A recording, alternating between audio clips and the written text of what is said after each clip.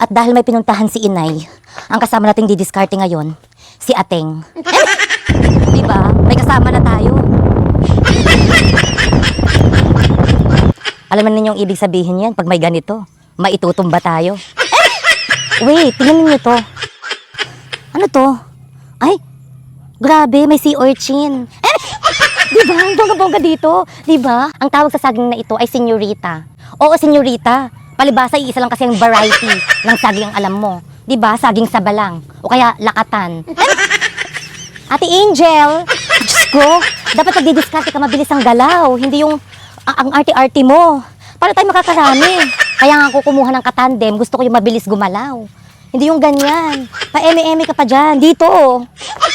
Grabe. Para namin didiskartehan yan. Yung saging na pwede namin tumbahin nandyan, sa gitna ng bukid. Tapos saan babagsak yan? Sa putikan? Masusubok na naman talaga yung diskarte natin, mga girl. Kilala niyo si Melody. Hindi man nagbe-brief, hindi nagpapanty, pero hindi pa patalo sa diskarte. Ay! Ay! Carry natin yan. Ako pa ba? Di ba ganon? Isang ganunan lang. Kuha na. O di ba? Kasi yung itak. Kasi yung itak ko. Naiwan yung itak.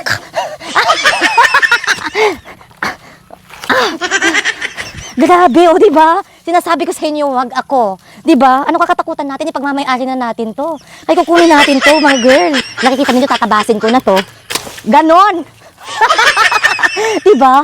Tayo pa ba? Laking probinsya tayo. Isang ganunan lang, kuha natin yan. O, diba?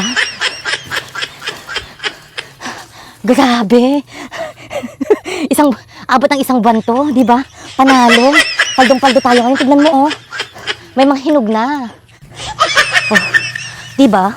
Sinasabi ko naman sa'yo. Tignan mo ako kung paano dumiskarte. Diba? Isang banatan lang ang mga yon. Sa lahat ng bagay, dapat isang banatan lang sigurado ka. Ganon. Diba? Ganon dapat ang diskarte dito. Wait! Alam ba ninyo na ang saging na ito ay mas kilala sa pangalan na senyorita? Bagay na bagay para sa mga babaeng mabilis mairita. Ngunit ang nguso ay kasing pula ng kutsinta.